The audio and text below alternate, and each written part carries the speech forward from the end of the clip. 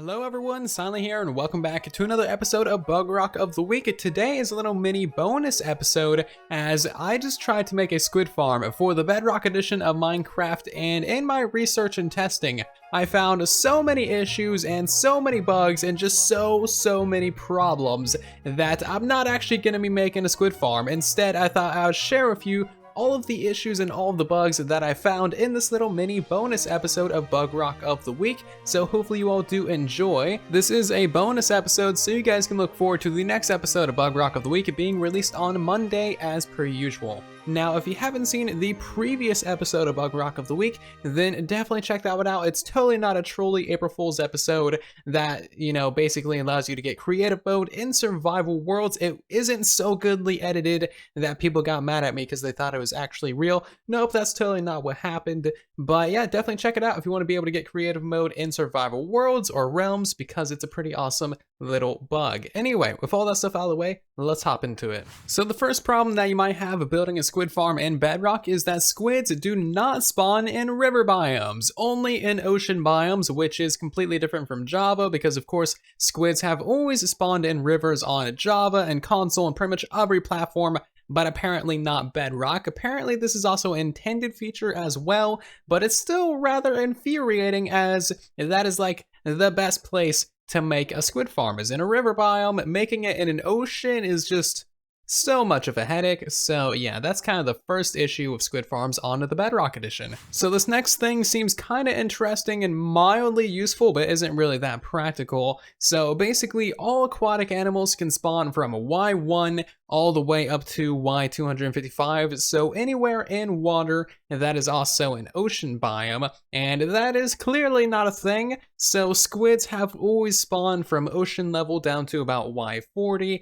and that's just always how it's been, and it makes total sense. Water never naturally generates that high in an ocean biome, so why would they ever be able to spawn there, right? It doesn't make any sense, but apparently there's a lack of code that prevents things from spawning that high in the world. So technically you could make a squid farm all the way up at the very top of the world, and it would technically work if you had a full perimeter, so it's not actually that practical and not really that useful either. This next one is kind of a weird one. So squids can actually spawn in a single layer of water anywhere from Y1 to 255, of course, as long as it's an ocean biome. Now, the weird thing about this one is that shortly after spawning in that single layer of water, they will actually die for kind of unknown reasons. It's really cruel, but also kind of hilarious looking.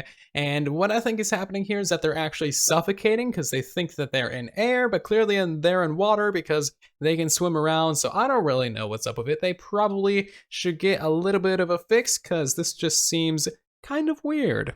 The last big and interesting one I have for you today is that putting any kind of non-spawnable block like glass or pressure plates, carpet or slabs, anything like that, at the very bottom of the ocean or a squid farm or anything like that will actually prevent all of the aquatic spawns for every block of water above that non-spawnable block. So as you can see here, we have a squid farm, and at the bottom of the squid farm, we have glass, and that will prevent every single spawn in this tank forever. Nothing will ever naturally spawn in this tank, which is very strange. You would think that the non-spawnable blocks at the bottom of the ocean would only affect the drowns, as they actually require a solid block to stand on, and not all of the fish and stuff. All of the fish and whatnot actually only need the water blocks, but apparently they also check the bottom of the ocean as well. Now, this is fairly useful if you want to get rid of all squid and fish and dolphin spawns along with drowns. You can just go ahead and slab at the bottom of the ocean,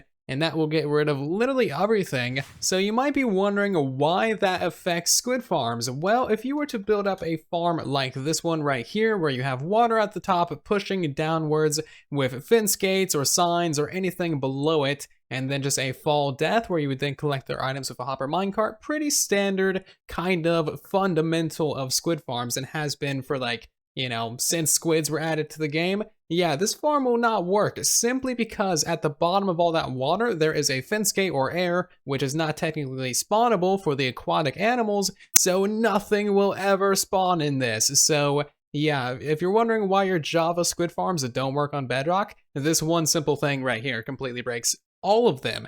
That is kind of the big downer, and that really removes pretty much all of the squid farms and all of the concepts just off the table immediately. On the good side, you can farm squids and fish by using magma blocks, as you've seen in the other farm that I've showcased in this video, because magma blocks in bubble columns do allow spawns, and then they just fall down and die pretty much immediately. But the bad thing about that is that the squid spawn rate is so very low on the Bedrock edition that you're mostly just farming fish with the occasional bone as well, because these guys drop bones on Bedrock edition instead of bone meal.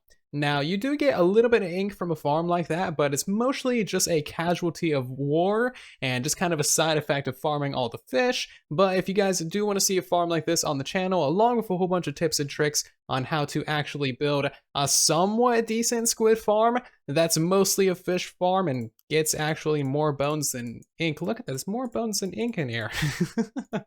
So if you want to see a bone and fish farm that also just so happens to supply some ink, then let me know in the poll that is on screen right now, and I will go ahead and produce that video for you guys. So yeah, that's pretty much all I got for this little mini episode of Bugrock of the Week. Be sure to vote on the poll that is in the iCards for whether or not I should actually make a squid farm on the channel. Would really appreciate your guys' feedback on that one. But also, be sure to check out all of the bug report links that are going to be in the description of the video. We got all the bug reports, upvote the bug reports, leave some comments and some additional information on the bug reports as well if you can.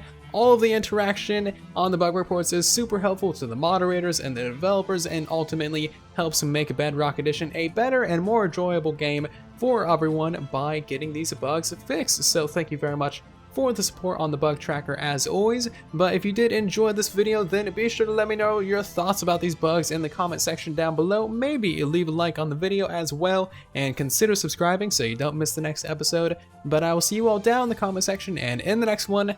And then there was silence.